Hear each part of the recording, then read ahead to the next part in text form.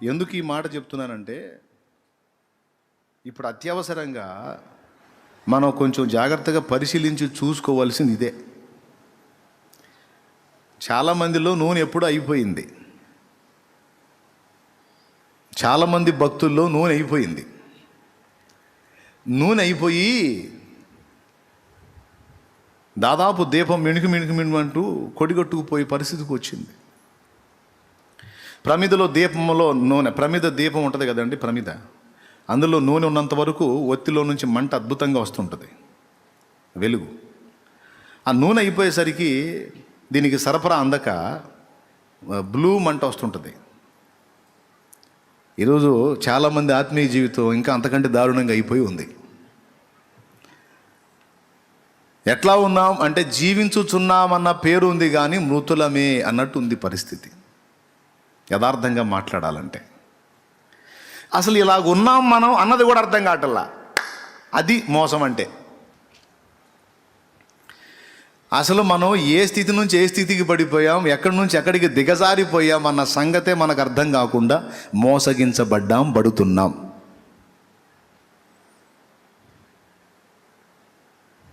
పరిశుద్ధాత్మ శక్తిని కోల్పోతే ఏం జరుగుద్దో చెప్తున్నాడు. పరిశుద్ధాత్మ శక్తిని కోల్పోయినప్పుడు, ఆత్మ అభిషేకం తరిగిపోయినప్పుడు ప్రార్థన పట్ల ఆసక్తి తరిగిపోతుంది. దేవునితో మాట్లాడబుద్ధి కాదు, ఇది జబ్బు లక్షణం, వ్యాధి లక్షణం. దేవుని మాట ఇంపుగా అనిపించదు, దేవునితో సమయం గడుపుదామని అనిపించదు. ఇక లోక సంబంధమైన వాటి మీద ఎక్కువ వ్యామోహం కలిగి ఆ వ్యవహారాల మీద మునిగి తేలుతూ ఉంటాం. వాక్యం పట్ల వేద గమ పఠనము కాదు అది అన్నాడు. పరిశుద్ధాత్మ లేకపోతే నీ ధ్యానం కూడా ధ్యానం కాదురా. నీ వాక్యం పట్ల ఆసక్తి పుట్టదు. వాక్యం ఒకవేళ చదివినా అది ఆచారంగా ఉంటుందే తప్ప సరిగ్గా నువ్వు దాన్ని ప్రత్యక్షత పొందలేవు, దానిలో రుచిని పొందలేవు. అంటే వాక్య ఆసక్తి తగ్గిపోతుంది. ఒకవేళ చదివినా ఏం అర్థం కాదు, ప్రత్యక్షత దొరకదు. 2, 3 ఆత్మీయ జీవితం ఎండిన స్థితికి దిగజారిపోయింది. ఆత్మచేత నింపబడి ఆత్మ ప్రభావంతో ఆత్మ పూర్ణులమై పరిశుద్ధాత్మ పులకింతలో మనం ఉంటే పాట మారిపోద్ది. వెగటు గలిగే లోకమేగా ఆశ గలిగే నీతో నుండగా. చూడండి, ఆత్మపూర్ణులై ఉన్న వాళ్ళకి లోకం ఎలా ఉంటుందంటే ఇలా ఉంటుంది. మైండ్ ఎలా ఉంటుందంటే ఎప్పుడు ఆయన సన్నిధికి వెళ్దాం, ఆయన సన్నిధిలో గడుపుదాం, ఆయన మందిరంలో గడుపుదాం అని ఆ మందిరాన్ని ప్రేమిస్తూ, సన్నిధిని ప్రేమిస్తూ, సహవాసాన్ని ప్రేమిస్తూ ఈ తపంలో ఉంటారు. వెగటు గలిగే లోకమేగా యుగ యుగములు నీతో నుండగా. వెగటు గలిగే ఈ లోకమేగా యుగ యుగాలు నీతో నుండగా. నీ గుడారములో నుందునుగా, నీ గుడారములో నుందునుగా. నీ కొరకేనే వెదకేను దేవా, నాకొకసారి కనిపించరావా. నీ కొరకేనే వెదకేను దేవా, నాకొకసారి ప్రభు మొర వినవా, ప్రభు మొర వినవా.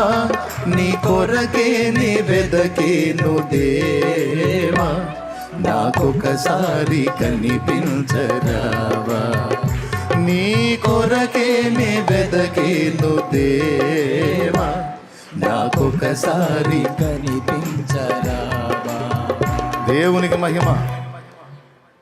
అభిషేకం తరుగు అడిపోతే, ఆత్మను కోల్పోతే ఆశ గలిగే ఈ లోకమేగా అని పాడుకోవాల్సి వస్తుంది. వెగటు గలిగే నీతో నుండగా. జస్ట్ పదాలు మారిపోతాయి. పిచ్చి గలిగే ఈ లోకమేగా, విరక్తి పుట్టే నీతో నుండగా.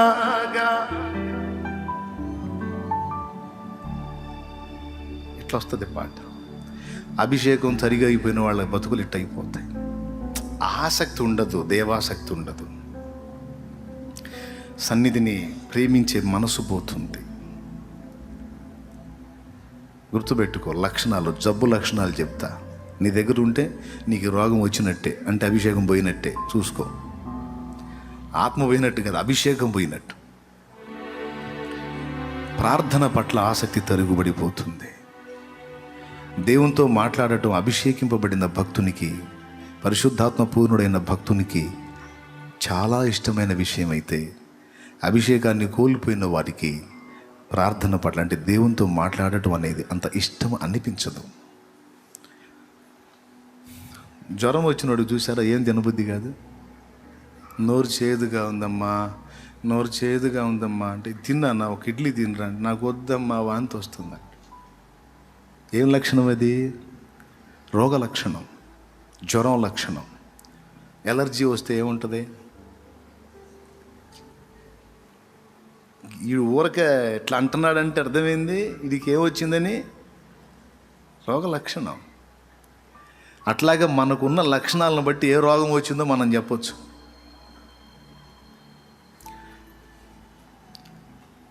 పరిశుద్ధాత్మ పూర్ణులైన వాళ్ళు, వాళ్ళ ఆలోచన విధానం, వాళ్ళ పరవశం, వాళ్ళ ఆనందం, వాళ్ళ తన్మయత్వం డిఫరెంట్. ఆత్మపూర్ణులైన వాళ్ళ ఆలోచన విధానమే వేరు. ఆత్మ సంబంధమైన పరవశంలో ఉంటారు. నోరు తెరిచి పాడినా, మాట్లాడినా, కీర్తించినా ప్రభువునే. ఎక్కడ కూర్చున్నా, ఎక్కడ లేచినా తలంపులంతా ఆయనే. కాస్త ఈ లోకం మజాగా ఉంది, కాస్త చూడంటే ఒరే తీరా బాబా నాకెందుకు, కాస్త ఈ మ్యాటర్ చూడు, ఇదేదో కొంచెం నవ్వు పుట్టించేటట్టుంది, అరే పోరా స్వామి నాకొద్దు బాబు, కాస్త ఈ సినిమా చూడు భలే బాగుంది, నాకు వద్దురా నాయన, ఈ సీరియల్ చూడు అసలు అచ్చం నీ స్టోరీ, నా స్టోరీ లేదు నీ తలకాలి, ఏం తెలుసురా నీకు నా స్టోరీ. పరిశుద్ధాత్మ పూర్ణులైన వాళ్ళు దేవుని సంబంధమైన భారముతో, ఇష్టముతో, ఆసక్తితో మునిగి తేలుతుంటారు. ఒక మాటలో చెప్పాలంటే ఒక పరవశంలో ఉంటారు ఆత్మపూర్ణులు. ఆ పులకింత వేరు, ఆ తన్మయం వేరు, ఆ స్పర్శే వేరు. ఆ వ్యక్తులతో కలిసి మాట్లాడిన మనకే అది టచ్ అవుద్ది. ఆ పాట విన్నా, ఆ మాట విన్నా, ఆ మనిషిని సమీపించినా ఆ స్పర్శ మనకు కూడా అర్థమైద్ది. వారు ఏ ఆత్మను పొందుకొని ఉన్నారో చెప్తున్నాగా, వారు ఏ ఆత్మను కలిగి ఉన్నారో ఆ మనిషిని స్పర్శ అర్థమైపోద్ది మనకి. ప్రతి ఒక్కరు ఆలోచించాల్సిన పాయింట్ ఇది. చాలామందికి రోగ లక్షణాలు చాలా బయటపడ్డాయి. పరిశుద్ధాత్మ మనల్ని దేవునితో సంభాషించడానికి నడిపిస్తాడు. ఒక ఆయన చూపిస్తా. ప్రస్తుతం మన ముఖ్యమంత్రి గారు ఎవరండి? జగన్మోహన్ గారు. ఒక రాజ్యానికి రాజు అయిన వానికి ఎన్నో బాధ్యతలు ఉంటాయి. ఇప్పుడు మనకి ఎన్ని శాఖలు ఉన్నాయి?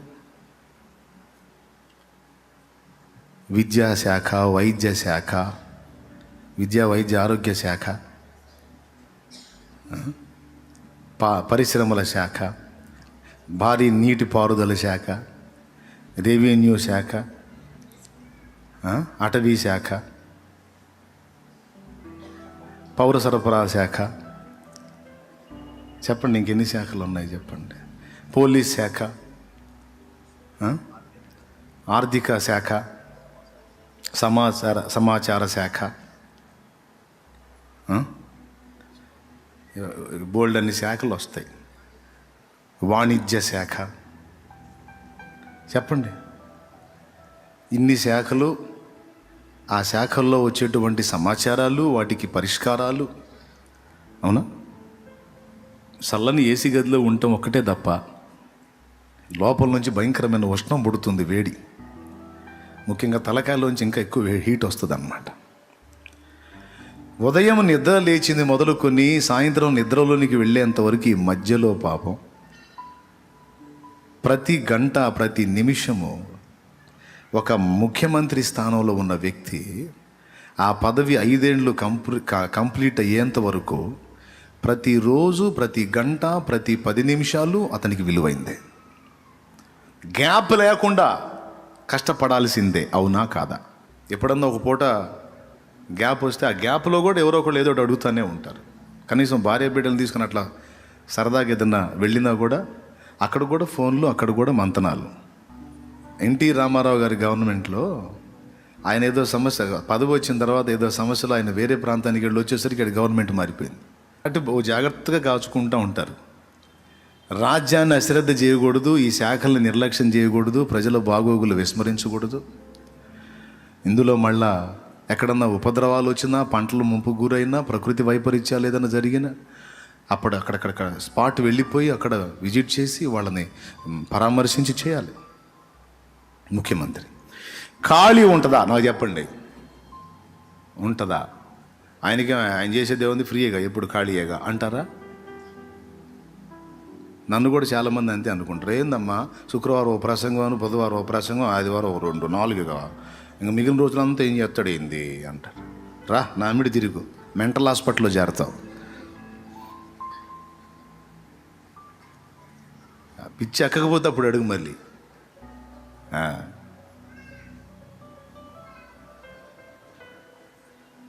అవునా? Busy busy busy busy. ఎటు గదిలో మంది మార్బలం, ముందు ఒక 10 బళ్ళు, వెనక ఒక 10 బళ్ళు అన్నట్టు.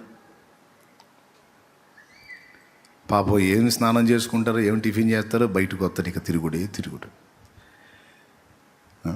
అది కూడా అవకాశం లేకపోతే పొద్దున్నే ఒక దగ్గర టిఫిను, ఒక దగ్గర లంచ్, ఒక దగ్గర డిన్నర్ అన్నట్టు అవుతుంది.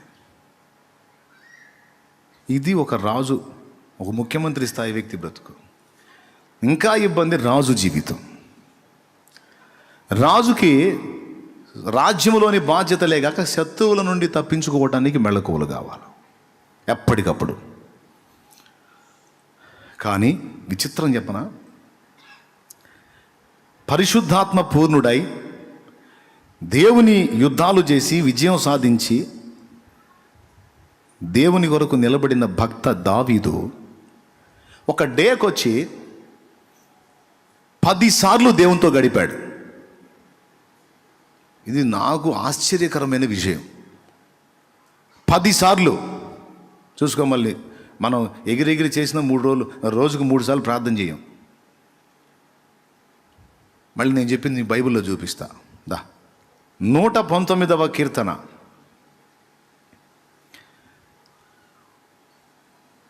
161 చదువు. అధికారులు నిర్నిమిత్తముగా నన్ను తరుముదురు, అయినను నీ వాక్య భయము నా హృదయమందు నిలుచుచున్నది. విస్తారమైన దోపు సొమ్ము సంపాదించిన వాని వలె నీవిచ్చిన మాటను బట్టి నేను సంతోషించుచున్నాను. అబద్ధము నాకు అసహ్యము, అది నాకు హేయము. నీ ధర్మశాస్త్రము నాకు ప్రీతికరము. నీ న్యాయ విధులను బట్టి దినమునకు 7 మారులు నేను నిన్ను స్తుతించుచున్నాను. అద్దుగా అక్కడ అండర్లైన్ చేయి. నీ న్యాయ విధులను బట్టి దినమునకు 7 మార్లు నేను నిన్ను స్తుతించుచున్నాను అంటే అర్థమైందండి. 7 సార్లు అంటే అబ్బాయి లెక్క రాసుకో. దేవా నీ ధర్మశాస్త్రమును బట్టి స్తోత్రం, ఒకటి రాసావా? దేవా నీ ధర్మశాస్త్రమును బట్టి స్తోత్రం, 2. మనోళ్ళు కానీ దేవుడు కార్యం చేసినందుకు స్తోత్రం చెప్పండి అంటే స్తోత్రం స్తోత్రం స్తోత్రం స్తోత్రం స్తోత్రం. శృతుల్లో స్తోత్రం చెప్పినట్టు దేవుడు మన ప్రార్థన విన్నందుకు దేవునికి స్తోత్రం చెబుదాం. స్తోత్రం స్తోత్రం స్తోత్రం స్తోత్రం స్తోత్రం స్తోత్రం. ఇక చాలే. అట్లా రోజుకి 7 సార్లు, పొద్దున ఒకసారి, మధ్యాహ్నం ఒకసారి, సాయంత్రం ఒకసారి, మధ్య గ్యాపుల్లో ఒకసారి అట్లా చెప్పుంటాడా? నీ న్యాయ విధులను బట్టి దినమునకు 7 సార్లు నేను నిన్ను స్తుతించుచున్నానంటే అర్థం ఏంటో తెలుసా? 7 times. ఓన్లీ వాక్యాన్ని ధ్యానం చేస్తున్న ప్రతిసారి కూడా దేవుణ్ణి స్తుతిస్తూ ఉన్నాడు. కనీసం ½ అన్ అవర్ తీసుకోండి. రోజుకి 7 సార్లు 7 అరగంటలు ఎంత? అరగంటతో ఆగేవాడు దావీదు. ఆ తంతుల సితారా తీసుకొని దేవుని యొక్క ధర్మశాస్త్రాన్ని ధ్యానిస్తూ ఇవి వాయిస్తూ పాడుతూ ఉంటే అరగంట ఆగిపోయే భక్తుడా దావీదు? చెప్పండి, అరగంట లాగేవాడా? ఆయనకు తృప్తి. నా ప్రసంగం లాగుంటుంది ఆయన ఆరాధన కూడా. మనసు బాగుంటే 2 గంటల 45 నిమిషాలు 3 గంటలు ఉంటుంది. మనసులో చిరాకుండి ఎక్కువ చెప్పబుద్ధిగా నడిపింపు రాకపోతే, లేకపోతే ఎక్కువ అంతకుమించి ఎక్కువ నడిపింపు నాకు లేకపోతే 45 నిమిషాలైనా సరే ముగిస్తా. అప్పుడు మనోళ్ళు ఎంత ఆనందపడతారో, అందరి ముఖాలు వెళ్ళిపోతుంటాయి. అసలు నిజమేనా ఇది? దర్శనం వచ్చిందా నాకు? నిజమేనా? చాలామంది ఏంది 45 నిమిషాల్లో కోట ముగించడం ఏంది అసలు? What is this? పక్కన వాళ్ళు చెప్తారు వంకాయ పులుసు. నిజమే, నిజమే, ఇది నిజమే, కల కాదు. ముగించాడు. దావీదు ఆరాధన మొదలు పెడితే, దేవుణ్ణి స్తుతించడం మొదలు పెడితే ఆగుతాడా? 7 మార్లు దినమునకు నిన్ను స్తుతిస్తున్న నీ ధర్మశాస్త్రాన్ని బట్టి, నీ న్యాయ విధులను బట్టి అన్నాడు. అంటే ఒక రోజుకి 7 సార్లు బైబిల్ చదివాడు. అంటే అప్పుడున్న ధర్మశాస్త్రాన్ని 7 సార్లు చదివిన ప్రతిసారి దేవుణ్ణి స్తుతించాడట. మ్యూజిక్ ప్లే చేసుకుంటూ దేవుణ్ణి మహింపరిచాడు. ఎందుకు? అసలు ఎట్లా సాధ్యం అంటే కృతజ్ఞత. గొర్రెలు కాసుకునేవాడిని సింహాసనం ఎక్కించాడు నన్ను.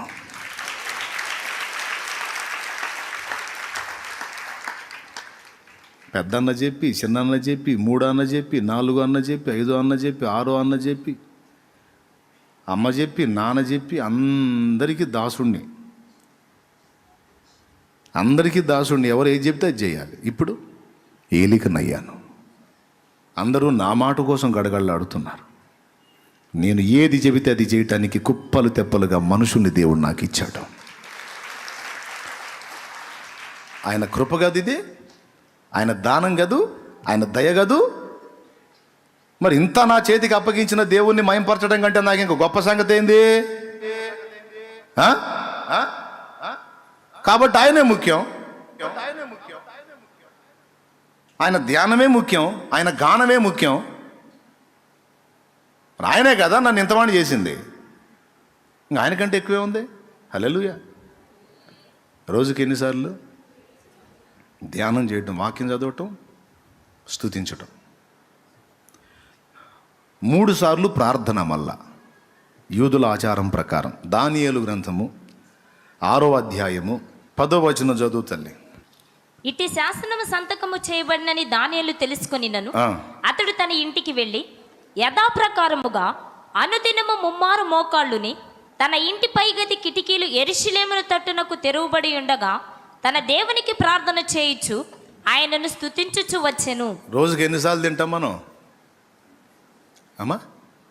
పొద్దున, మధ్యాహ్నం, సాయంత్రం. ఉదయకాలపు నైవేద్యం, మధ్యాహ్న కాలపు నైవేద్యం, అస్తమయపు సాయంకాలపు నైవేద్యం అన్నట్టు. యూదుల ఆచారంలో కనీసం దినమునకు 3 ప్రార్థన చేసేవాళ్ళు.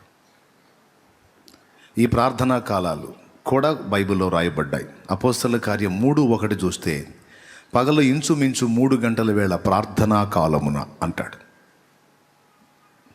ఇక ప్రొద్దున్నే ఒకటి వేసుకోండి, మధ్యాహ్నం 3 ఒకటి వేసుకోండి, సాయంత్రం ఒకటి వేసుకోండి, అయిపోయిందా? 3. ఈ 3 కాలాల ప్రకారం దానియేలు బబులోన్లో ప్రార్థన చేశాడు దినమునకు 3. ఇప్పుడు దానియేలు ప్రార్థన చేశాడు అంటే వాళ్ళ క్రమం కదా అది. మరి దావీదు చేయడా? సో దానియేలు క్రమం ప్రకారం కనీసం రోజుకు 3 సార్లు ప్రార్థన చేసుకుంటే 7 సార్లు వాక్య ధ్యానం చేసి స్తుతిస్తే ఇప్పుడు మొత్తం గంటలు ఏందో నాకు చెప్పండి. అసలు ఎట్లా సాధ్యమండి? ఒక రాజు అనేవాడికి ఎన్ని మెంటల్ టెన్షన్స్ ఉంటాయి, ఎన్ని మానసిక ఒత్తిళ్ళు ఉంటాయి. పాస్టర్లు కూడా నేర్చుకోవాల్సిన పాఠం ఇది. దైవజనులు కూడా గుర్తుపట్టాలా.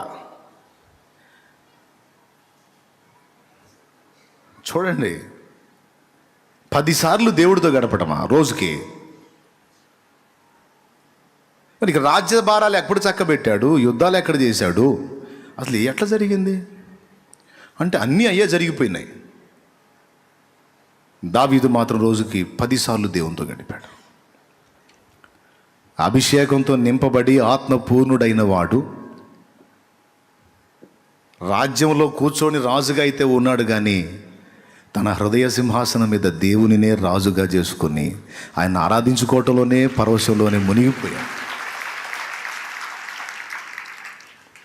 ఎప్పుడైతే ఇది తరిగిపోవటం మొదలుపెట్టిందో ఆటోమేటిక్గా ఉదాసీనత వచ్చేసింది దావీదుకి. చిన్నగా వెనక్కి జారటం మొదలుపెట్టాడు.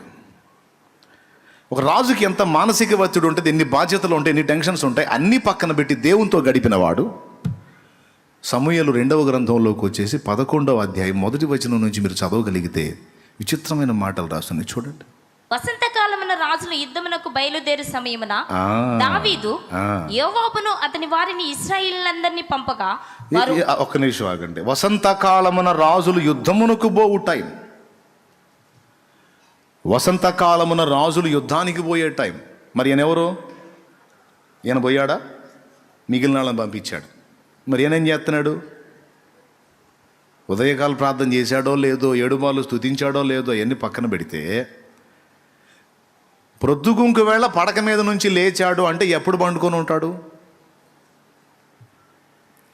అనయ్య మధ్యాహ్నం ప్రార్థన 3 ప్రార్థన ఉంటుంది కదా, 3 ప్రార్థన చేసుకొని 4 పండుకొని ఉంటాడు అన్నయ్య.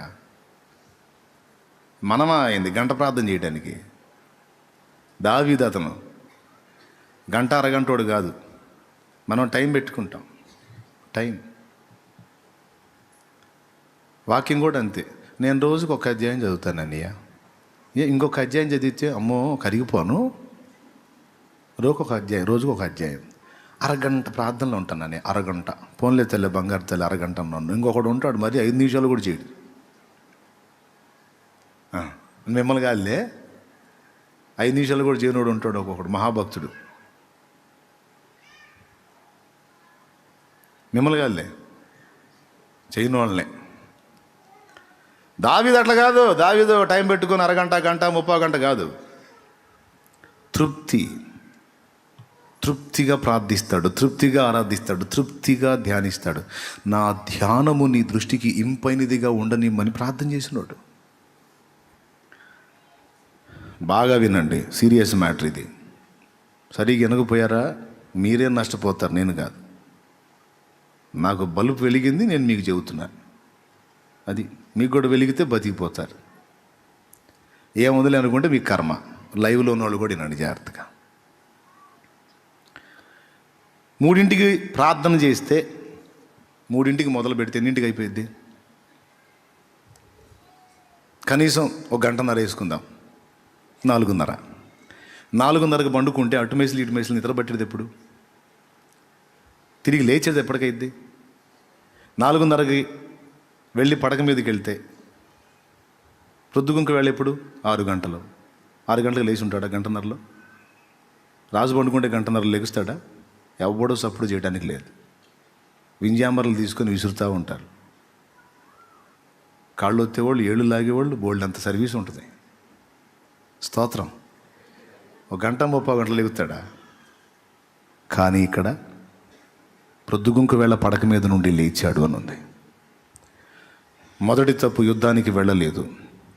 2వ తప్పు, ఎప్పుడు పండుకున్నాడో తెలుసా? మధ్యాహ్నం లంచ్ అయిపోగానే పడకెక్కాడు. పడకెక్కి మధ్యాహ్న కాలపు ప్రార్థనా కాలాన్ని దాటేశాడు. పడకలోనే ప్రొద్దుగుంకింది, చీకట పడుతుంది, అప్పుడు లేచాడు. పూర్తిగా పొద్దుగొంకలేదు. ఇక సూర్యుడు వాలిపోతున్నాడు. ఆ టైంలో లేచి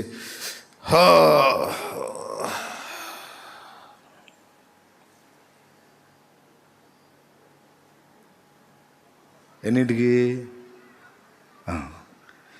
ఆ జాములు లేచాను. అరే ఏంటి నేను 3ంటికి ప్రార్థన చేయలేదు, ప్రార్థన కొట్టాను, ఏంది అసలు స్తుతి అయిపోయింది, ప్రార్థన అయిపోయింది అప్పుడన్నా పరిగెత్తొద్దు. స్తోత్రం ప్రభా క్షమించని. రాజుగారు కదా అడిగేవాడేవాడు, చెప్పేవాడేవాడు. హలో, పాస్టర్ గారిని కూడా అడిగేవాడేవాడు, చెప్పేవాడేవాడు. దేవునికి మహిమ కలుగునుగా. మాట్లాడే పని లేదు. పాస్టర్ గారిని ఎవడు కలిస్తే నేను దేవునితో కనెక్ట్ అయి ఉంటాను, మీకేం తెలుసు మీ బంధ అంటాడు. శుభ్రంగా తిని నిద్రపోయి చెప్పలే. సరే, మీ సంగతి తీసుకోండి. ఎవరి భక్తి సాధనకు వాళ్ళే రాజులు, వాళ్ళే రాణులు. మిమ్మల్ని అడిగేవాళ్ళు ఎవరు? క్వశ్చన్ చేసేవాళ్ళు ఎవరు? గద్దించేవాళ్ళు ఎవరో? ఇవాళ ప్రార్థన చేసావా? నువ్వు జాగ్రత్తగా ఉన్నావా? వాక్యం చదివావా? చదవలేదు. ఎందుకు చదవలేదు అనేవాళ్ళు ఎవరున్నారు? అంత దమ్మే మనల్ని అని బతకడానికేనా? దేవునికి మహిమ. అడిగేవాళ్ళు ఎవరు మనల్ని? దావీదుని అడిగేవాడు ఎవడు? 6ంటికి లేచావు, పొద్దుపోయింది నాకు లేచావు. అప్పుడన్నా నువ్వే రాసావుగా దేవుని మహిమలను గురించి రకరకాలుగా. అప్పుడన్నా నువ్వు మిద్దె మీద ఉన్నావు, పైన ఉన్నావు. దేవుడిని తలంచుకుని, దేవా తేడాబడ్డానయ్యా క్షమించు అని బిరబిరా వెళ్ళి మోకాళ్ళ మీదకి వెళ్ళి ఆరాధించొద్దు, సన్నిధిలోకి వెళ్ళి ప్రార్థించొద్దు, లేదా ప్రార్థన గదిలోకి వెళ్ళి మొర్ర పెట్టొద్దు. చూడండి, ఒక్క తప్పు దగ్గర మనం చిక్కితే సైతానుగాడు ఇంకా 100 తప్పులు మన చేత చేపిస్తాడు. ఏ ఆత్మీయ బిడ్డైనా, ఏ ఆత్మీయ జీవైనా ఒకేసారి పడిపోరు. ఆత్మీయ జీవితంలో క్రమక్రమంగా దిగజారిపోతూ ఉంటారు. మనకు అర్థం కాకుండా దెబ్బతింటాం మనం. ఒక క్రమాన్ని పెట్టుకొని ఆ క్రమాన్ని అనుసరించి మనం భక్తి సాధన మొదలుపెట్టిన తర్వాత రోజుకి నేను 4 సార్లు దేవునితో గడపాలి అనుకున్నా. ఒకరోజు 4 సార్లు కలదు కానీ 3 సార్లు అయింది, 4వసారి మిస్ అయింది. అప్పుడు మనం ఏమనుకుంటాం తెలుసా? ఏముందలే, ఒక్కరోజేగా, ఈ ఒక్క పొట్టేగా, ఏముందలే అనుకుంటాం. అక్కడ చిక్కిద్ది సైతాను గాడికి. నీ దగ్గర కూడా ఏముందలే రోగం ఉందా? చాలు నాకు. ఆ రోగం పేరేంది? ఏముందలే. రోగం పేరు ఏంటిది? ఏముందలే. అది ఒక పూటకి ఈ పూటేగా, 2 రోజులకి మళ్ళీ అంతే చేస్తావు, మళ్ళీ ఏముందలే. చివరికి 4 సార్లు పోయి 2 సార్లు అయింది ఏముందలే. 2-3 గంటలు దేవునితో గడిపేది పోయి గంటకు వస్తావు, ఏముందలే. గంట గడిపేది పోయి అరగంటకు వస్తావు, ఏముందలే. ఒకరోజు అసలు ప్రార్థన కొట్టేస్తావు, ఏముందలే. నువ్వు ఏముందలే అన్న ప్రతిసారి ఒక మెట్టు దిగిపోతున్నావు నువ్వు. ఇది ఇక్కడ పాయింట్. అంటే దేవునితో గడపటం, దేవుని విషయాలు నీకంత సీరియస్ కావటం లేదు అంటే చల్లార్చాడు వాడు నిన్ను. ఒక్కసారిగా పడిపోం. క్రమక్రమంగా సీరియస్నెస్ మిస్ అయితే డేంజర్. అక్కడే వాడికి దొరికేది. మనం ఒక మాట అనుకున్నప్పుడు ఆ మాట ప్రకారం అలా కొనసాగాలి. ఈ ఏముందలే అనే రోగం ఉంది చూశారు, కొంప ముంచిద్ది. నువ్వు ఎక్కడన్నా ఏముందలే అనుకో. ఫ్రెండ్తో ఈరోజు కలుస్తానన్నావు, కలవలేకపోయినావు, ఏముందలే అను, ఓకే, 100 మార్కులు వేస్తాను నీకు. ఓ దగ్గరకు వస్తానన్నావు, వెళ్ళలేకపోయావు, ఏముందలే, పర్వాలేదు. ఏముందలే రోగం లోకం విషయంలో పనికొచ్చింది. దేవుని దగ్గర ఏముందలే అంటే ఇంకా ఏమి ఉండదని చెబుతున్నాను నేను. ఆత్మీయ జీవితంలో ఒక్కసారి మనం దెబ్బతిన్నాం, క్రమక్రమంగా దిగిపోతాం. చివరికి మనం పూర్తిగా ఆత్మీయతలో చచ్చామన్న సంగతి కూడా మనకు అర్థం కాదు. ఎందుకంటే ఆచారం ఒకటి ఉండలా, ఆదివారం బైబిల్ సంఖ్యలో పెట్టుకొని రావటం, ఆచారం ఒకటి ఉంది కదా, ఆదివారం సన్నిధికి రావటం. ఈ ఆచారం మనం సత్యామో బతికామో కూడా మనకు అర్థం కానీదు. ఆత్మీయ జీవితంలో పరిశుద్ధాత్మ పూర్ణులమై ఆత్మలో మండుతూ పరిశుద్ధాత్మ ప్రభావంతో ఉన్నామా, లేకపోతే ఎండిపోయి ఉన్నామా అన్నది కూడా అర్థం కాదు. ఆదివారం కోటానికి వెళ్ళాగా, ఇవాళ పోయాలే, శుక్రవారం కూడా పోతున్నాయి ఈ మధ్య.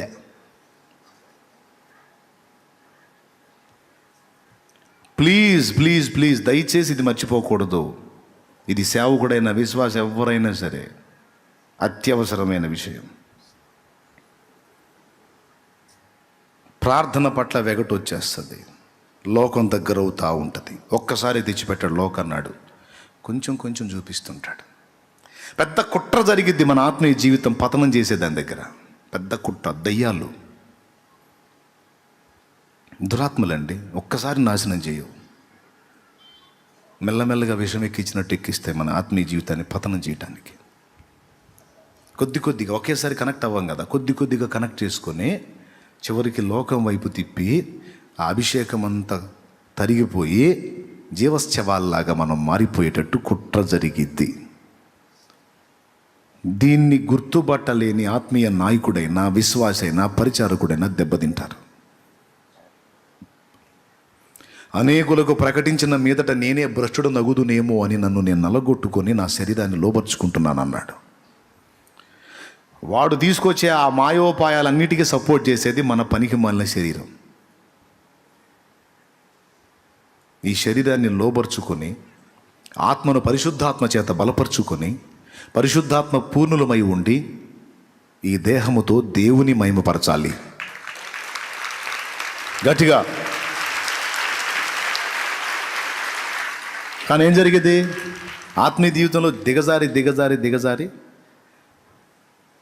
ఆత్మ అభిషేకాన్ని కోల్పోయి శరీరం బలపడిపోయి శారీరక వ్యామోహాల మీద పిచ్చి ఎక్కువైపోయి వాటి మీద ఇంట్రెస్ట్ ఎక్కువైపోయి, చూసుకోండి మీ ఆత్మీయ జీవితం మీరే చూసుకోండి ఒకసారి. ఎవరికాళ్ళు చూసుకోండి, ఎవరికాళ్ళు సేవకులు విశ్వాసులు అందరూ చూసుకోండి. నేను ముందే చెప్పా, మీరు ఎండిపోయి ఉన్నారో పండిపోయి ఉన్నారో నాకు తెలుసు అని. పరిశుద్ధాత్మ ప్రభావంతో నింపబడి ఆత్మ తీవ్రత కలిగిన స్థితిలో నువ్వు ఎలా ఉన్నావు, నీ భక్తి ఎలా ఉంది, ఇప్పుడు ఎలా ఉంది, ఒక్కసారి వెరిఫికేషన్ చేసుకో.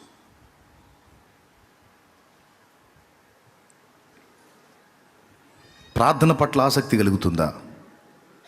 ఇంకా దేవునితో మాట్లాడుకోవడానికి నీ హృదయంలో తపనగా ఉందా?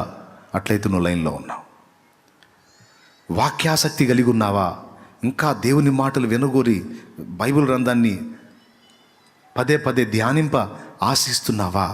అట్లయితే నువ్వు లైన్లోనే ఉన్నావు. పరిశుద్ధాత్మ కలిగించే కార్యాలు దేవునితో మాట్లాడటకు మనల్ని రేపుతూ ఉంటాడు. ఆత్మ బలంతో నింపబడి ఉన్నవాడు దేవునితో అనుసంధానమై ఉండటానికి ఇష్టపడతాడు. లోకం దగ్గరకు వస్తే నాకెందుకు రా బాబా పో అంటాడు.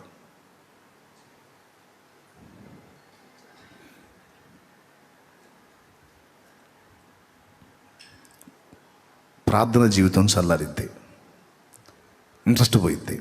వాక్యం చదువు బుద్ధి కాదు, వినబుద్ధి కాదు, ఇంట్రెస్ట్ పోయిద్ది. 2, మూడవది దేవుని కొరకు పని చేయాలన్న ఆశ చచ్చిద్ది. దేవునికి స్తోత్రం కలుగును గాక. చచ్చి దేవుని కొరకు పరిగెత్తితే ఏమొస్తుందిలే కానీ కొద్ది గొప్ప సేవ చేశాం కదా, కొద్ది గొప్ప నేను కూడా 4 ఆత్మలు సంపాదించాను కదా, పావాల 4 డబ్బులు వెనకేసుకుందామన్న మైండ్ వచ్చింది. ఇక లోకాన్ని సంపాదిద్దామన్న రంది పుట్టిస్తాడు వాడు. అవసరం ఉంటే 4 డబ్బులు వచ్చేటట్టు కూడా చేస్తాడు వాడు. వీటిని చూసుకొని ఇంకా 4 రూపాయలు వెనకేసుకోని, ఇంకా 4 వచ్చేటట్టు చేస్తే ఈ 4 చూసుకుని ఇంకా 4 వెనకేసుకోని మైండ్ ఇటు తిప్పుతాడు అన్నమాట. ఎందుకంటే నువ్వు ఖాళీగా ఉంటే లోకం వైపు దృష్టి లేకుండా దేవుని ఆత్మ పూర్ణుడవై దేవుని పని మీద దృష్టి పెడితే 4 ఆత్మలు వెనకేసే పనిలో ఉంటావు, కానీ 4 రూపాయలు వెనక ఆలోచన ఉండదు నీకు. అందుకని 4 రూపాయల మీదకి నీ మైండ్ తిప్పుతాడు. మీరు ఆలోచించుకోండి. ఆత్మ ఐక్యతలోకి నడిపిస్తాడు. ఈ అభిషేకం కోల్పోయిన వాళ్ళ లక్షణం చెప్పన, అనైక్యతకి ఇష్టపడతారు. ఎఫెసీ పత్రిక, అపోస్తలుడైన పౌలు ఎఫెసీయులకు రాసిన పత్రిక 4వ అధ్యాయం 1వ వచనం. కాబట్టి మీరు సమాధానమును బంధము చేత ఆత్మ కలిగించు ఐక్యమును కాపాడుకొనుట యందు శ్రద్ధ కలిగిన వారై ప్రేమతో ఒకరినొకడు సహించుచు. అది ఆత్మ కలిగించు ఐక్యత, సమాధానమును బంధము చేత ఆత్మ కలిగించు ఐక్యత కాపాడుకొనుట యందు శ్రద్ధ కలిగిన వారై ప్రేమతో ఒకరినొకడు సహించుడి. సహించరో, క్షమించరో, ప్రేమించరో, ఐక్యత కోల్పోతారు. ఒకరి మీద ఒకరు విషం జిమ్ముతూ ఉంటారు. ఇది అభిషేకం కోల్పోయిన వాళ్ళ లక్షణం. అభిషేకం కోల్పోయిన వాళ్ళ లక్షణం సహనం ఉండదు, క్షమాగుణం ఉండదు, ప్రేమ ఉండదు, చల్లారిపోయింది. నాకేం తెలుసు ఆడుంది. మరి ఆత్మ కలిగించు ఐక్యత, పరిశుద్ధాత్మ ఐక్యత పరుస్తాడు దేవుని పిల్లల్ని. సహోదరులు ఐక్యత కలిగి నివసించుట ఎంత మేలు, ఎంత మనోహరం. అక్కడ అభిషేకం ఉండాలని దేవుడు కోరుకున్నాడు, శాశ్వత జీవం ఉండాలని కోరుకున్నాడు. ఉంటుంది అంతే. ఎక్కడ?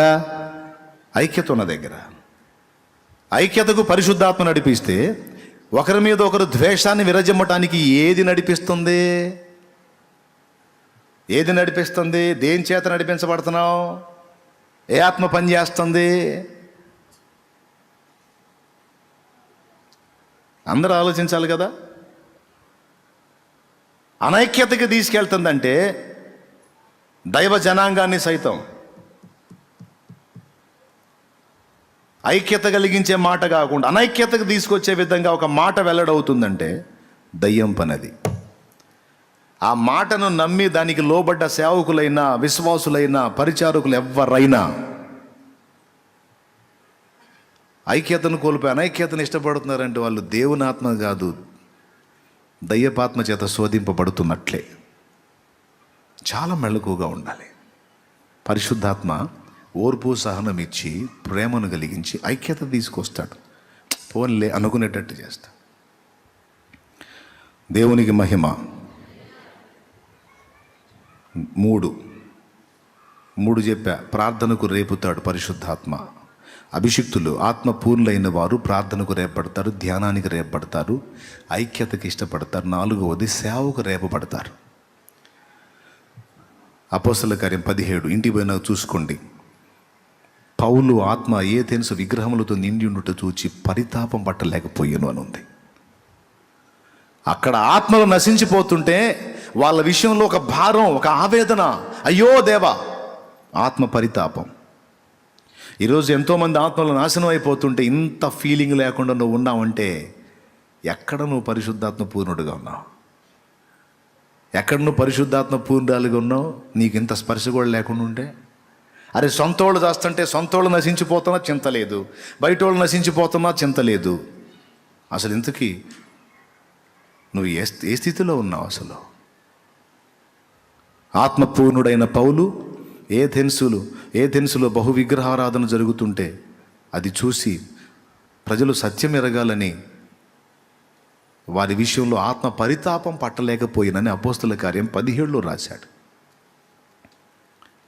వారికి సత్యం అందించాలి ఎట్లనన్నా అని కృషి చేసి చివరికి ఏథెన్సులో సత్యం అందించి అక్కడి నుంచి కదిలాడు అపోస్తలుడైన పౌలు.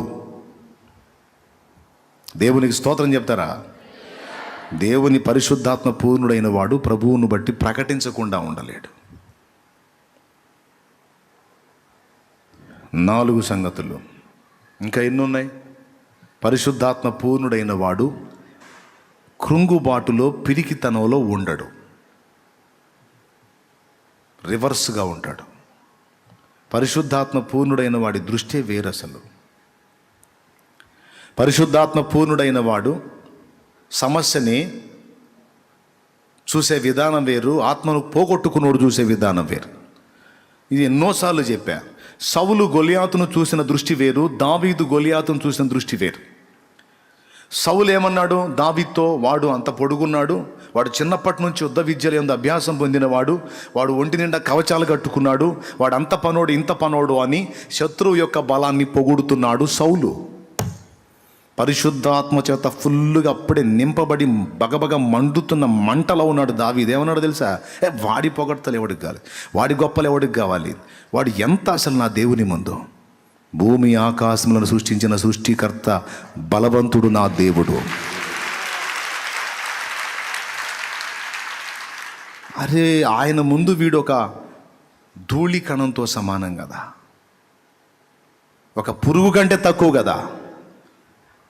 అంత గొప్ప దేవుణ్ణి కలిగి ఉండి ఒక మనిషి గురించి, వాడి పొడుగు, లావు, ఎత్తు, విద్య, వీటి గురించి ఇంత గొప్పగా మాట్లాడుతున్నాడు. ఏమైంది ఇతనికి? ఈ మనిషికి ఏమైంది అంటే సింపుల్గా చెప్పాలంటే అభిషేకం పోయింది, ప్రభావం పోయింది. ఈకాబోదులాగా మిగిలిపోయాడు సౌలు. ప్రభావంతో నింపబడి వచ్చిన దావీదుకు గొలియాతు అంత పొడుగు లేదు, ఇంత లావు లేదు. సమస్యను చూసే దృష్టి వేరే. ఈరోజు చిన్న చిన్న సమస్యలు కూడా గందరగోళం అయిపోయి వాటిని భూతద్దంలో చూసుకొని జుట్టు బీక్కుంటున్నా. పోయిండ్లా నీ మీద అభిషేకం. పోయిండ్లా చిన్న వాటికి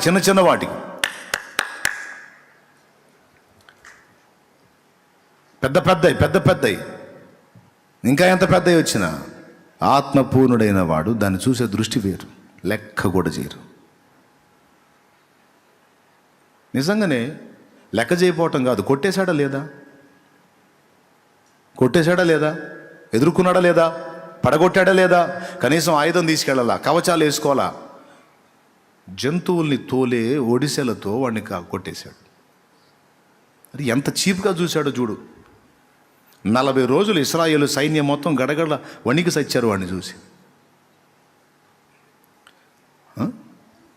ఒక్క దెబ్బతో పడగొట్టాడు. నా ప్రియమైన దేవుని బిడ్డలారా, సమస్యను చూసే దృష్టి మారిపోద్ది. అభిషిక్తుడి పరిశుద్ధాత్మ పూర్ణులై ఆత్మతో మండుతూ, ఆత్మ అభిషేకంతో మండుతున్న వాళ్ళ మాటలు ఎట్లుంటాయి తెలుసా? అక్క నాకు ఈ సమస్య కంటే మా దేవుడు తీసేస్తాడు మా దాన్ని, లెక్క చేయవాక దాన్నే, నా దేవునికి సమస్తము సాధ్యమే. అన్నా నాకు ఈ సమస్య, అమ్మా తమ్ముడు లెక్క చేయవాకు, నా దేవుడు శక్తి గలవాడు. హల్లెలూయా, దాన్ని దేవుడు తీసేస్తాడు. పరిశుద్ధాత్మ ప్రభావంతో నింపబడ్డ వారి నోట ఓటమి అనే మాట ఉండదు, ఒప్పుకోరు.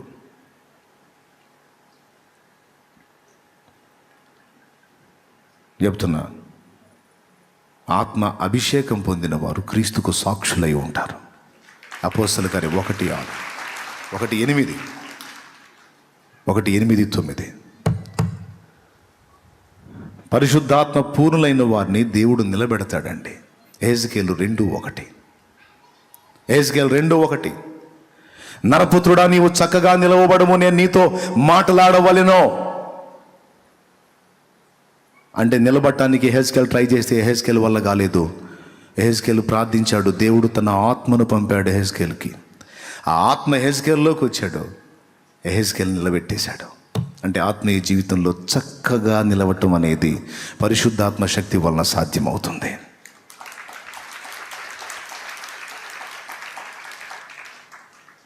తనంతట తాను నిలవలేడు. ఈరోజు నువ్వు నేను కూడా మనంతట మనం నిలవలేం. మనం నిలవాలి అంటే పరిశుద్ధాత్మ దేవుని యొక్క సహాయం తప్పనిసరి. ఇప్పుడు ఎన్ని ఉన్నాయి, ఎన్ని చెప్పాను? 4. పరిశుద్ధాత్మ మనల్ని సర్వసత్యంలోకి నడిపిస్తాడని రాస్తుంది. సగం సత్యంలో ఆగం, సంపూర్ణ సత్యంలోకి నడిపించబడతా ఉంటాం. పరిశుద్ధాత్మ ప్రభావంతో నింపబడ్డ వాని మీదకి శత్రువు గడగడలాడతాడు, దరిజేరలేడు. కుట్రలు పనటం తప్ప ముఖాముఖి ఎదిరించలేడు. పరిశుద్ధాత్మ శక్తి పొందిన వానికి అధికారం ఉంటుంది, వాని ప్రార్థనకు ప్రత్యేకత ఉంటుంది. పరిశుద్ధాత్మ శక్తితో నింపబడ్డవాడు వరములు పొందుతాడు. పరిశుద్ధాత్మ శక్తితో నింపబడ్డవాడు వరములు పొందుతాడు. అది భాషలు కావచ్చు, ప్రవచనం కావచ్చు, వాక్యోపదేశం కావచ్చు, బుద్ధి వాక్యం కావచ్చు, జ్ఞాన వాక్యం కావచ్చు, ప్రవచనం కావచ్చు, అన్ని వాక్యానుసారంగా ఉంటాయి. పరిశుద్ధాత్మ పూర్ణుడైన వాడు వరములు పొందుతాడు. ఎక్కడ ఏ సమాజంలో ఏ వరం అవసరమో ఆ వరాన్ని దేవుడు వానికి ఇస్తాడు, వాడుకుంటాడు. ఆమెకి ఇస్తాడు, వాడుకుంటాడు. చూడు, అన్నీ ఎందులో ఉన్నాయి చూడు. మనకు కావాల్సిన సమస్త సరుకంతా ఆత్మాభిషేకంలో ఉంది. మన భక్తి జీవిత స్థిరత్వం కూడా అభిషేకం మీదనే ఉంది. నీ నిత్య మహిమకు పిలచితివా, నీ స్వాస్థ్యముగా నన్ను మార్చితివా. నీ నిత్య మాకు పిలచితివా,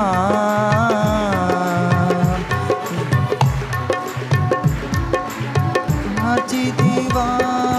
ఆత్మాభిషేకముతో స్థిరపరచిన ఆరాధ్యుడా నిన్నే ఘనపరతును. ఆత్మాభిషేకముతో స్థిరపరచిన ఆరాధ్యుడా నిన్నే ఘనపరతును. యేసయ్యా నీ కృపా నన్ను అమరత్వానికి అర్హునిగా మార్చెను యేసయ్యా నీ కృపా అర్హునిగా మార్చెను యేసయ్యా నీ కృపా యేసయ్యా నీ కృపా. ప్రభువుకు స్తోత్రం. పరిశుద్ధాత్మ అభిషేకంలో ఎన్ని విషయాలు ఉన్నాయో చూడు. ఇంకా ఉన్నాయి, అయిపోలా. పాటలు కూడా మీరు పాడే పాటలు, భక్తులు రాసిన పాటలు కూడా బోల్డ్ అన్ని మ్యాటర్లు ఇస్తాయి పరిశుద్ధాత్మ గురించి. పరిమళించెని నా సాక్ష్య జీవితమే పరిశుద్ధాత్ముడు నన్ను నడిపించుచున్నందుని పరిశుద్ధాత్మలో సాక్ష్యం పరిమళించడం అటుంచితే పరిశుద్ధాత్మ పూర్ణుడైన వాడు ఆత్మలో ఆనందిస్తూ ఉంటాడు, ఒక పరవశంలో ఉంటాడు. మనం ఏ ఆనందంలో ఉన్నాం? మన దృష్టి ఎటుపోయింది? ఎంతమంది అండి ఈరోజు పరిశుద్ధాత్మలో ఆనందించడానికి వెతికిన వాళ్ళు? ప్రతి ఒక్కడికి, చిన్నపిల్లలకి గిలక్కాయ దొరికినట్టు ప్రతి ఒక్కడికి ఒకటి దొరికింది. ఏది చూసినా అందులో చూడటం, అందులో ఇకిలించుకోవటం, సగిలించుకోవటం, ఆనందించటం.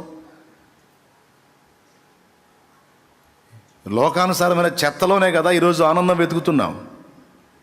పరిశుద్ధాత్మ పూర్ణుడైన వాడు దేవునిలో ఆనందాన్ని వెతుక్కుంటాడండి. దేవునికి స్తోత్రం కలుగును గాక. పిల్లలకి మనం చిన్నప్పుడు గిలకాయలు కొనిస్తాం కదా, అట్లా మీకు తెలుసులే అదేందో. అందరికీ చదువు ఉన్నోళ్ళకదే, చదువు లేని వాళ్ళకదే, పిల్లోళ్ళకదే, పెద్దోళ్ళకదే, ముసలోళ్ళకదే, కుర్రోళ్ళకదే, ఆడవాళ్ళకదే, మగవాళ్ళకదే, అందరికదే. ఏంటిది అది?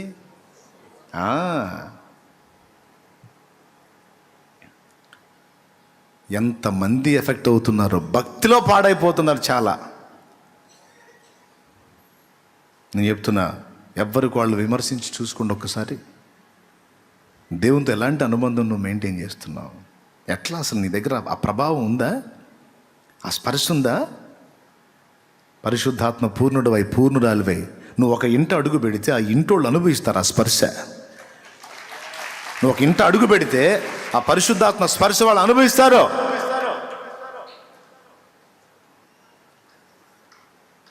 నువ్వు ఒక వ్యక్తిని తాకితే ఆ స్పర్శ వాళ్ళు అనుభవిస్తారు.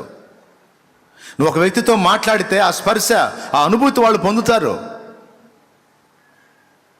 మనిషి మాట్లాడుతున్నట్టు ఉండదు, ఇక దేవుడు మాట్లాడుతున్నట్టు ఉంటుంది. ఎంతమందిని చూపిస్తారు ఇప్పుడు అలాంటి వాళ్ళని? ఎంతమంది ఉన్నారు అలాగా ఆత్మలో ఆనందాన్ని వెతుకుతున్న వాళ్ళు? ఎంతమంది ఉన్నారు అలా దేవుని అభిషేకం పోగొట్టుకోకుండా కాపాడుకున్న వాళ్ళు? నాటి దెలీలా ఒళ్ళో శాంసన్ తలబెట్టి నిద్రపోయినట్టు, నాటి దెలీలా ఒళ్ళో సంసోను తలబెట్టి నిద్రపోయినట్టు, ఈరోజు లోకం ఒడిలో తలబెట్టి బబ్బుంది సంఘం. సగం పడ గుండు గీసింది ఇప్పుడు లోకం అనే దెలీలా. ఇకనన్నా జాగ్రత్త పడకపోతే మొత్తం అయిపోయే అవకాశం ఉంది. అందరూ మేల్కోవాలి, అందరూ జాగ్రత్త పడాలి. ఆత్మ కలిగిన వాడు దేవుడు చెప్పే సంగతులు, పరిశుద్ధాత్మ యొక్క సంగతులు గ్రహిస్తాడుగాక. ఆమేన్. ఒక పరిశుద్ధాత్మ యొక్క శక్తి, ప్రభావం ఆ భక్తుడు కోరాడంటే ఎందుకు కోరాడు? నీ మీదున్న ఆత్మలో 2 పాళ్ళు నా మీదికి వచ్చినట్లు దయచేసి నాకు శక్తి కావాలి. ఒక సమాజాన్ని నేను రన్ చేయాలంటే నాకు నీ ఆత్మ కావాలి, నీ సహాయం కావాలి, నువ్వు కావాలి దేవా, నువ్వు కావాలని అడిగాడు.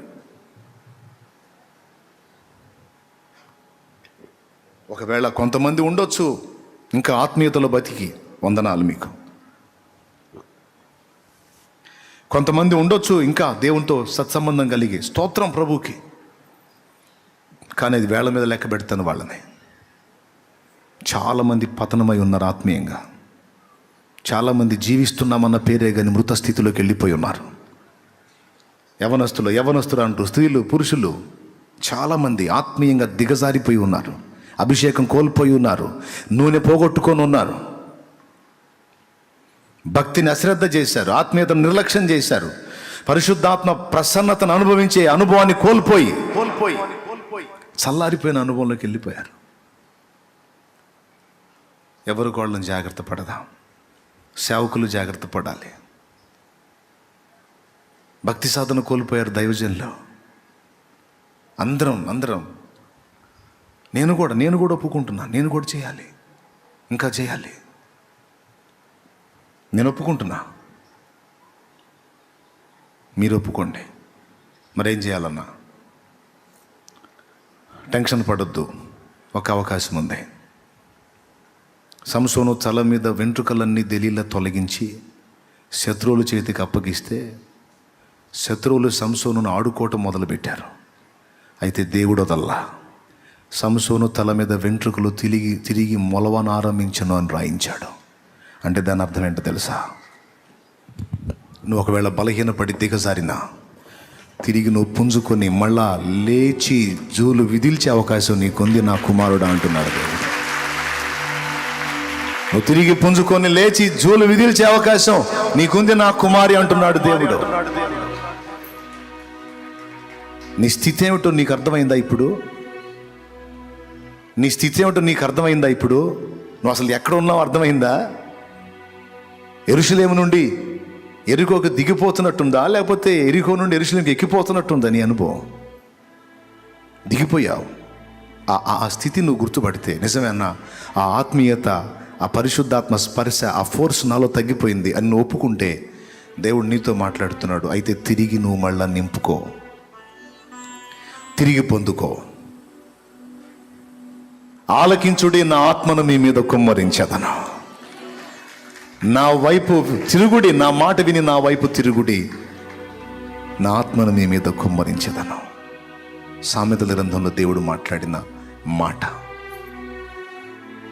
తండ్రి తన్ను అడుగువానికి ఎంతో నిశ్చయముగా తన పరిశుద్ధాత్మను అనుగ్రహించును.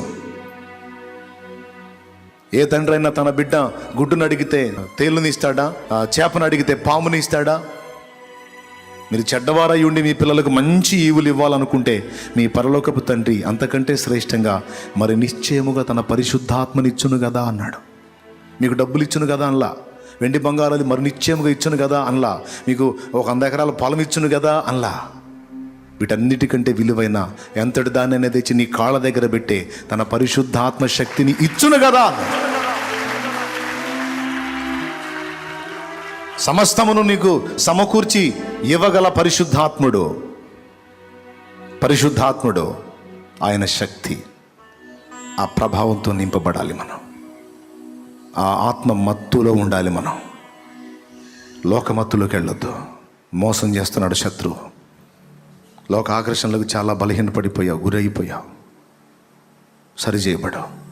పరిశుద్ధాత్మ ప్రభావంతో నింపబడిన ఒక వ్యక్తి ఇంట్లో తిరుగుతూ ఉంటే ఆ ఇంట్లో వాతావరణం కూడా మారిపోయిద్దండి. ఆత్మపూర్ణురాలైన ఒక వ్యక్తి ఓ ప్రదేశంలో సంచరిస్తుంటే ఆ ప్రదేశం పరిస్థితి మారిపోయిద్దండి. హల్లెలూయా. ఆత్మపూర్ణుడైనటువంటి ఒక స్త్రీ కావచ్చు, పురుషుడు కావచ్చు, మనుషుల మధ్య సంచరిస్తుంటే అక్కడ క్లైమేట్ మారిపోతే ఆ వాతావరణం మారిపోయింది. ఆధ్యాత్మికత వచ్చేస్తుంది అక్కడికి. మన స్థితిని మనం గుర్తుపడదాం. అపవాదికి చోటిస్తే వాడు లాగి పడేస్తాడు. ఇప్పటికే చాలా దిగజారిపోయాం, దిద్దుకుందాం. 23వ కీర్తనలో దావీదు చూడండి ఏమన్నాడు. 23వ కీర్తన 5వ వచనం, నూనెతో నా తల అంటి ఉన్నావు, నా గిన్నె నిండి పొర్లుచున్నది అన్నాడు. అది తొలి అనుభవం. అభిషేకంతో నింపబడి బాగా ఫోర్స్గా ఉన్న అనుభవం అది. నూనెతో నా తల్లి అంటి ఉన్నావు, నా గిన్నె నిండి పొర్లిపోతుందన్న అన్నాడు. అంటే పరిశుద్ధాత్మ ప్రభావంతో నింపబడి ఉన్నాను, ఆత్మ అభిషేకంతో ఉన్నానని ఆనందపడ్డాడు. ఆ స్థితిలో తను పాడిన పాట యెహోవా నా కాపరే, శత్రువైనా భయపడనో. చూడండి, అభిషిక్తుడైనటువంటి దావీదు 23వ కీర్తనలో ఒక అభిషిక్తుని యొక్క లక్షణాలని రాస్తున్నాడు. అభిషిక్తుని లక్షణాలు: గాఢాంధకారపు లోయలకు భయపడటం, అంధకారానికి భయపడడు, శత్రువులకు భయపడడు, ఆహారపు కొదువుకు కరువుకి భయపడడు, నాకు లేమి కలుగదు అంటాడు. శాంతికరమైన జలములు నేను త్రాగుతానంటాడు. నా శత్రువుల ఎదుట నాకు విందు రెడీ అంటాడు. ఇంకా చెప్తాడు, నాకు నా బ్రతుకు దినములన్నీ కృపా క్షేమములే అంటాడు. అంతేకాదు, నాకు చిరకాలము యెహోవా మందిరమే నివాసం, యెహోవా మందిరమే నివాసం, దేవుని సన్నిధే నివాసం, దేవుని పాద సన్నిధే నా నివాసం, ఆయన పాద సన్నిధే నా ప్రపంచం, ఆయనే నా లోకం. అభిషిక్తుడైన వాడు పాడిన పాట అది. ఆత్మపూర్ణుడై ఆత్మతో నింపబడిన వాడు పాడిన పాట.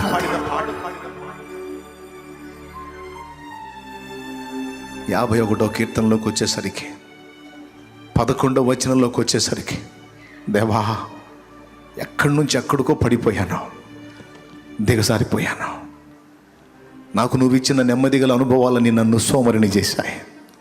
నాకు నువ్వు ఇచ్చిన నెమ్మదిగల అనుభవాలన్నీ నన్ను బలహీనతలు నెట్టేశాయి.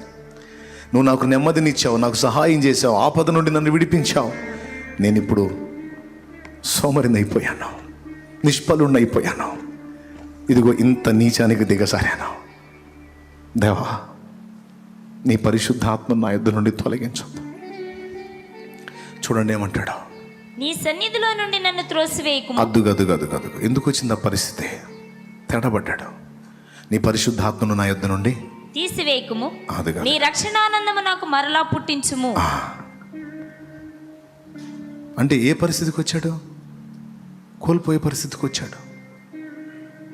ఈరోజు మనం ఆ మెట్టులో ఉన్నాం. దేవుని పాదాలు పట్టుకుందాం. తర్వాత 92వ కీర్తన 10వ వచనంలో మరొక అద్భుతమైన మాటతో ముగిస్తాను. గుర్రపోతు కొమ్ము వలె నా కొమ్ము పైకెత్తితివి, క్రొత్త తైలముతో నేను అద్దుకో క్రొత్త తైలముతో నేను అంటబడ్డాను. అంటే పాత తైలం ఏమైంది? పాత తైలం తరిగిపోయింది, పాత తైలం అడుగంటిపోయింది. అయితే అయిపోయిందా అంతటితో? నో, మళ్ళా దేవుని పాదాలు పట్టుకున్నాను. క్రొత్త తైలముతో తిరిగి నన్ను నింపాడు. దేవునికి మహిమ కలుగును గాక. హల్లెలూయా. నా కొమ్ము పైకి ఎత్తాడు. అంటే అర్థమైందా? కొమ్ము కింద పడిపోయిందంటే అధికారం కోల్పోయాను. తైలం తరిగిపోయిందంటే శక్తిహీనున్నయ్యాను. ఇప్పుడు దేవుని పాదాలు ఆశ్రయిస్తే క్రొత్త తైలముతో నన్ను అంటాడు. గురుపోతు కొమ్ము పైకెత్తినట్టు నన్ను నా కొమ్మునంటే నా అధికారమును తిరిగి నాకు ఇచ్చాడు. హల్లెలూయా, హల్లెలూయా. పరిశుద్ధాత్మ ప్రభావం, పరిశుద్ధాత్మ ప్రసన్నత మనమందరం అనుభవించాలి. పాపములో, మోసములో, అజ్ఞానంలో, అంధకారంలో, పిచ్చి పిచ్చి విపరీతమైన పరిస్థితుల్లో మ్రగ్గిపోతున్నటువంటి లోకంతో మనం కలిసిపోకూడదు. దానికి ఒక ప్రత్యేకమైన దారి మనం చూపాలి. దానికి ఒక ప్రత్యేకమైన దారి మనమే చూపాలి. నువ్వే చూపాలి. నీ సమాజానికి, నీ కుటుంబానికి, నీ ప్రజలకి, నీ కులస్తులకి, నీ మతస్థులకి, నీ గ్రామానికి, నీ వీధికి, నీ ప్రదేశానికి ఆత్మీయత ఏంటో చూపించాలి.